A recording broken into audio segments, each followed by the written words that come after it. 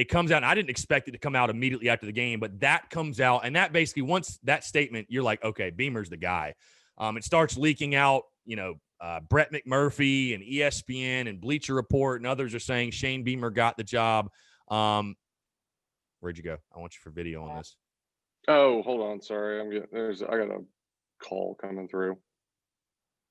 Okay, you're good. No, I want you. Good. All right. No, you're good. You're good. So, anyways, you get the guy you want. That whole saga unfolds, but I want to ask you. It comes out Saturday. He puts out the statement. Obviously, Beamer's staying. So you're thinking to yourself, okay, it's 100% Shane Beamer. Then Brett McMurphy tweets it. Then ESPN. Then Bleacher Report. Then everybody. It leaks out, and that evolves all through Saturday night. I didn't go to bed till like 1:30 in the morning, just looking at the Beamer stuff and giving my reactions. Then all throughout Sunday, obviously, he flies in. It's officially his job. The university releases a statement. He releases a statement, Ray Tanner. Shane Beamer's the head football coach at the University of South Carolina. Alex, I want to get your takeaway, your feedback, your thoughts, because, again, I think it's awesome that I have you to chat with because your perspective is extremely valuable as somebody who was there when he was there. You know the guy. You've seen him as a coach. And, again, people are going to say the different thing. And I'll say this. I won't knock any Gamecock fan who has uncertainties or if they're a little skeptical or if they're a little worried because, again, like I said, every candidate had pros and cons. But at the end of the day, again, I think South Carolina got the guy that we all wanted and that I think was the best fit for this job, especially when you look at the state of South Carolina football right now, the cultural issues behind closed doors. Shane Beamer is the perfect guy to come in and reestablish that culture, reestablish that standard, and get South Carolina football back. Maybe not even to what Steve Spurrier had it at, because I don't know if anybody will ever do that, but at least get it closer back and get it going back in the direction it needs to be. But I want to get your full reaction, your full thoughts. You got your guy, man. How happy are you sitting on a Monday that Shane Beamer's the next head football coach, man? I was so happy when I saw that tweet Saturday night. And I think I even texted you this. This is legitimately the best day in Gamecock football since 2013. Mm-hmm.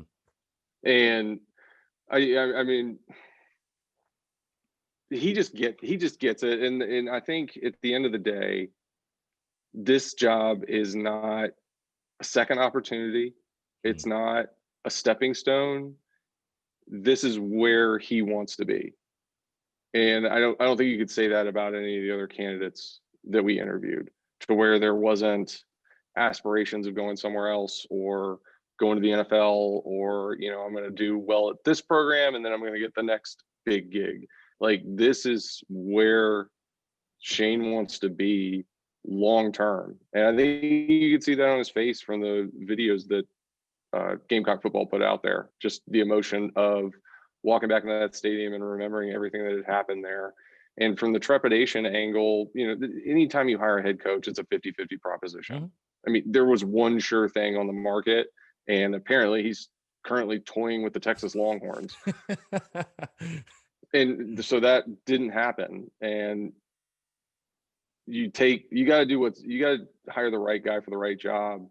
And I think Shane is the right guy for this job because he's not a coordinator.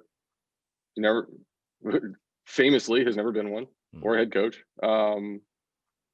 And you look at it from the standpoint of he's going to hire quality assistant coaches, OCs, DCs, everybody from that level down to do their job and focus his time and energy on the stuff that makes the program go, from recruiting, glad handing with boosters, making sure the program's running the right way.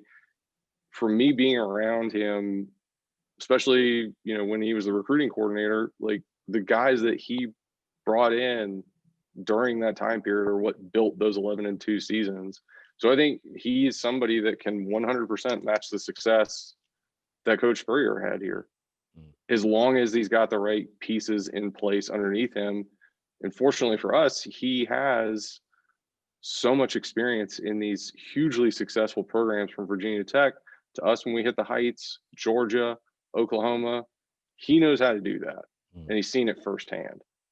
And from a recruiter, there's really nobody else you would rather have in that circumstance. Somebody that's got the time, the energy, the want to put in those hours and get the right guys into that program. And the connections from the coaching world are going to pay huge dividends. So, No, it's a 50-50 proposition. And you know what? It could blow up.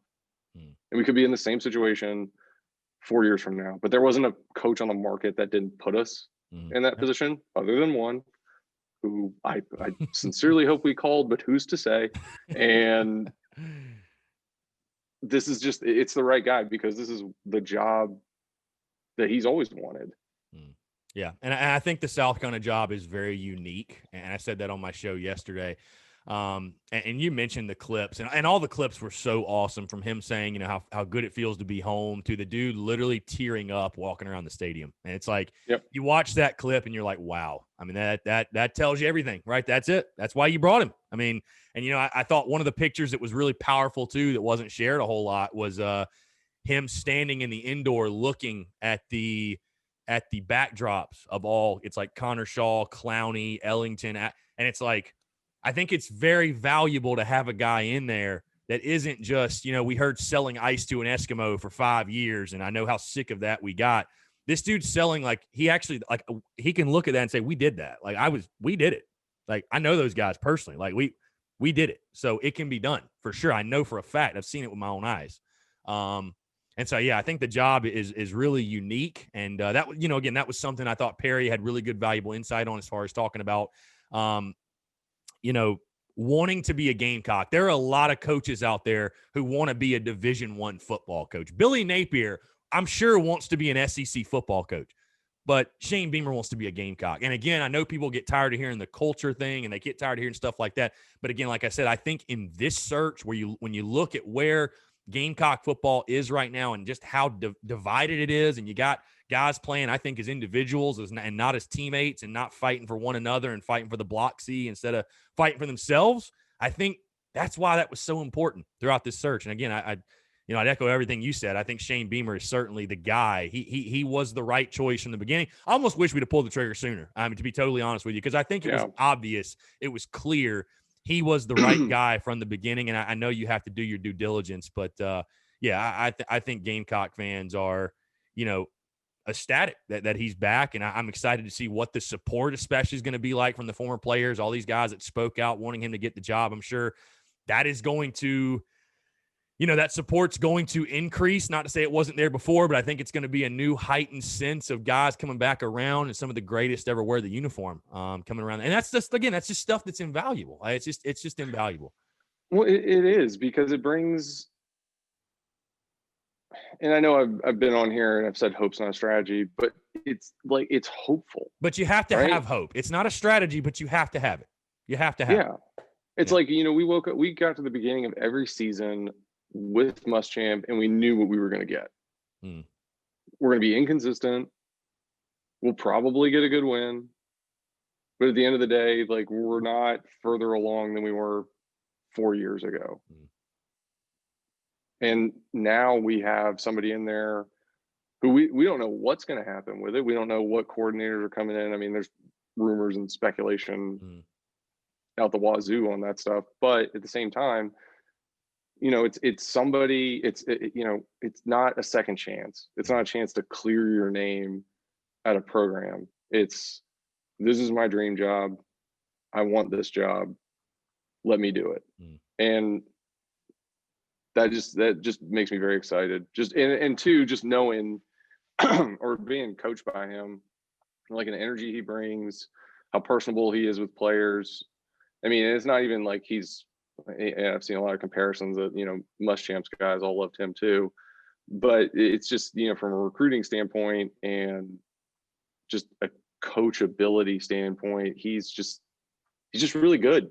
And that's why you see, like, the DeMarcos of the world, Stephen Garcia's, Lattimore's, DJ Swearinger, all of those guys know that because they've been in the room with him. They've been in the trenches with him. They know what he brings to the table. And that's what they want for the program. That's why I want that for the program. Yeah, no, absolutely.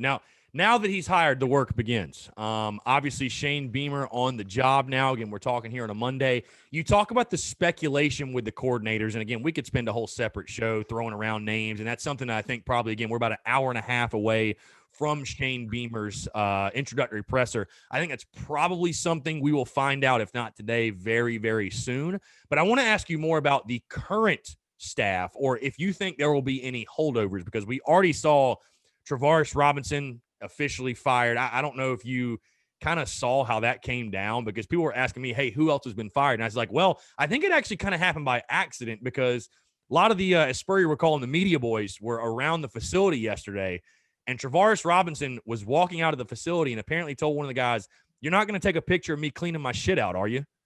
So that was kind of like, okay, he got fired. All right, he's gone. Well, my question would be, who greenlit that? As far as what, allowing the guys around the facility, like the termination? Like, don't they do like meetings before? Well, no, he did. He met with them all yesterday. Beamer met with everybody. So from what I saw, he went into coaching interviews. Individual, yeah. Okay. Oh, yeah. Individual, yeah. So that's the guys, again, that were hanging around the facility. They were tweeting, and Beamer was doing one-on-ones with everybody. So it's not official, again, who has been retained, who has been let go, except for Travaris Robinson and Kyle Krantz, special teams coordinator, which that does not surprise me, because Beamer ball. We got special teams on lock. We're good. It's Beamer ball, baby. Beamer ball. That's it. Go buy the T-shirts. But Travaris Robinson let go. And again, I think most of the staff will be let go. I've heard, I think ESPN reported that Connor Shaw will be part of the staff, which I think is a brilliant move. And again, what we all expected.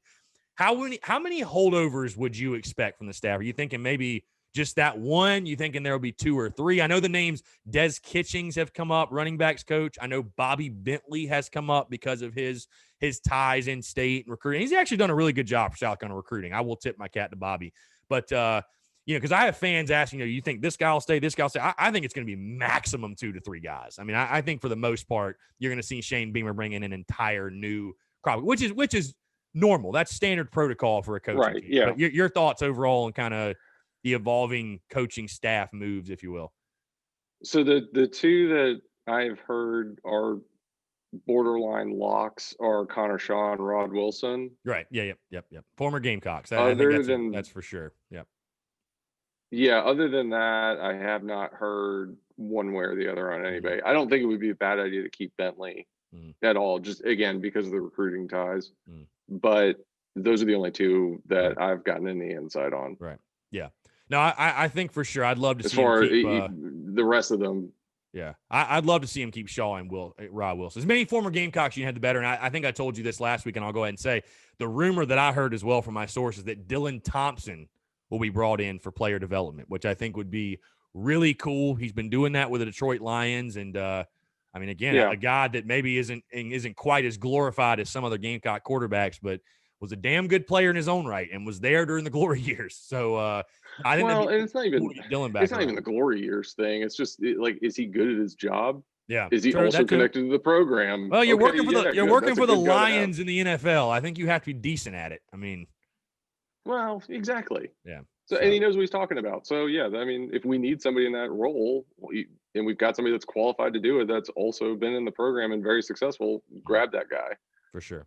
Well, let's address, Alex, the elephant in the room, because the very small, and I made this joke, by the way, Alex, on social media, because, a lot of people, of course, I was the kind of the leader, what's the word I'm looking for? Kind of the trailblazer of the Fire Must Chant movement way back in the UNC game in 2019. And so I got labeled fairly unfairly, who gives a damn, by a lot of people of, he's the Fire Must Chant guy, negative this, negative that, which again, whatever, the claims are fine. But I thought it was funny that Shane Beamer, not even on the job for 24 hours yet, and I made the joke, hey, I'm not the first guy to be negative about the new head coach, because you already got people complaining about, number one, him even getting hired, and number two, it comes out that he will coach Oklahoma through the Big 12 championship, I assume is what it is, so for the next week or 2 or however long. So he's going to honor that commitment at Oklahoma. Obviously, we know the early signing period is coming up December 16th, and I will admit it's a little different. Like, I didn't expect that necessarily. But your overall thoughts on that? Again, it hasn't been a lot of fans, but you have kind of the small bit on Twitter that have freaked out over it. Is that something that, from your experience, is normal that a coach would do that? And what do you think about it? Because I see it on both sides, but I see it on mainly the side of, I think it's an honorable thing to do. Guy honors his commitment. He honors it to Oklahoma, and, he can recruit via Zoom. These are unprecedented times. You know what I mean? But your overall thoughts on that? I'd imagine you're like me in the sense that you really don't feel like that's that big of a deal like some are making it out to be. No, I don't think it's a big deal at all. Mainly given just where we are as a society right now, where it's not like he's going to be doing in-home visits. Right. Like he can make a phone call and hop on a Zoom from anywhere. Given that, and him wanting to honor that commitment to the players that he brought into Oklahoma, the coaching contract that he signed with Oklahoma to finish that out, I think is honorable, to be perfectly frank with you. And I think is a true like character point that we're getting in Coach Beamer. Yeah. That he's going to finish what he started. Yeah, and I tend to agree. And people also brought up, oh, he's got to make relationships with the current players. Guys, they're going home for break. They're not going to be here. They're not going to be here. They're not going to be. So I don't really know, like, you know, and I put it again on social media, Alex. It's more so I think the people that are just dragging this out and upset, you're not upset because he's coaching out Oklahoma for another week and a half. You're upset because you wanted Billy Napier or somebody else and you didn't get him. And it is what it is. Just call it what it is. Just hop on the Shane train and get over it. I mean, really, it's all aboard the Shane train for sure. But yeah, Alex. No matter who's back there, it's not Will Muschamp. Everybody just smile and carry on. Yeah, like you said, the floor was insanely higher in this coach. And I think this, by the way, went much smoother than 2015 did. It wasn't nearly the train wreck nationally that we saw where it really was Kirby Smart said, nah, I'm going to go to UGA. And Tom Herman was like, nah, I'm going to go to Texas. And then you're like, wow, we have to settle for the guy that got fired by Florida. So wasn't nearly we didn't level. Have to do that. Well, we didn't have to, right. But we did. Wouldn't it be something though if somehow like Tom Herman got fired and he was our offensive coordinator? What a situation. It's just wild. I mean, I tell people, and I would present this to you as well, but I tell them, I'm like, what's worse or what's tougher? Being a South Carolina fan and you're trying to, you had that stretch with Coach Spurrier, but like you're trying to kind of break through that ceiling and like, you know what I'm saying, get to that level. Or being a fan of a program like Texas or Florida State, where it's like, you don't have an excuse. Like, you've won national titles. You have tradition. You have all the facilities and the resources, and like, you're still not good. I mean, it makes it's baffling. I don't know how Texas football isn't good. I don't understand it. I really don't. I don't know either. Like that is a truly puzzling, like, especially like if you think Baylor was good. Yeah. And like significantly better than Texas was for pretty long stretch there, is just baffling. Yeah. And that was kind of the point Perry brought up too, as far as like people calling hires a home run hire. It's like, well, at the time, Tom Herman was a home run hire at Texas, and we all see how that's gone. I mean, he had that thing rolling at Houston, and for whatever reason, I mean, doesn't always work out. Justin Fuente at Vatech. It doesn't always work out, you know. Just doesn't. It doesn't, but like the Tom Herman thing, like I get it, but at the same time, like they're not bad either. Their expectations are Bama level. Correct. But I mean, they're going to go 7-3, whatever. They've won a Sugar Bowl. They beat Georgia. They've won double-digit games, I think, twice since he's been there. So I mean, it's not like it's a abject disaster. It's not what they probably expected, where they were like, we're going to get in the college football playoff year one. Well, that didn't happen. So that is truly a dumpster fire. Yeah, it makes it a lot tougher when Lincoln Riley's boys are doing what they've been doing in Oklahoma, and that's your biggest rival. So I think that's probably where a lot also of a candidate for us who didn't have head coaching experience. Yes, I just feel like I need to point that out. Yeah. That was another guy. Ray Tanner didn't feel like he was ready for the big bad SEC. So we all see how that's gone.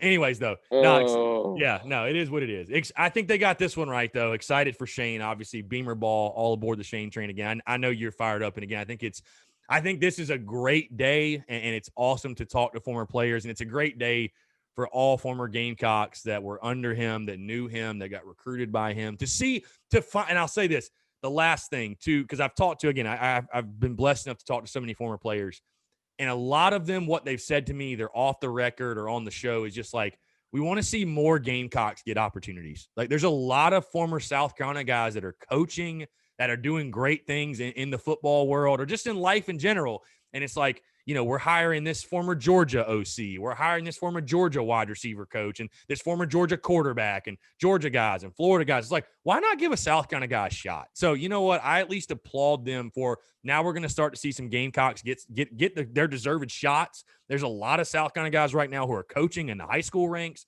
in the college ranks that are doing really good jobs that maybe they deserve a look, not maybe they do. They deserve a look. So I'm happy for the Gamecock fan base, the university, the program, but definitely for those alumni that, I think some people are going to finally get a deserved shot. And it starts with Shane Beamer. So I'm fired up for that. And again, I know you can agree with that sentiment. 100%. Yeah, for sure. Alex,